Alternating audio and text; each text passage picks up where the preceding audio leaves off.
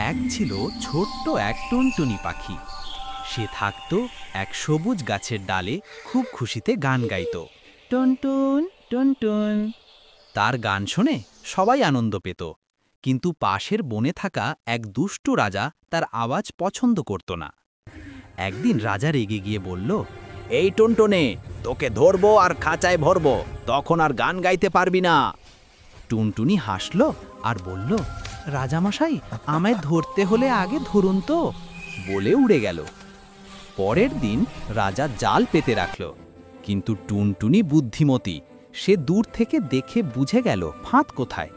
সে উড়ে গিয়ে রাজার টুপি টেনে নিয়ে উঠতে লাগল। ধরুন রাজা, ধরুন। সবাই হেসে লুটোপুটি খেতে লাগল। রাজার আগে লাল হয়ে দৌড়াতে লাগল, কিন্তু টুনটুনি টুপিটা গাছের চূড়ায় রেখে গান ধরল, বুদ্ধি যার ছোট সে রাগে বড়।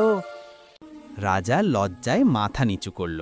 সে বুঝল, ছোট হলেও বুদ্ধি আর সাহস থাকলে বড় বড় শক্তিকেও হারানো যায়।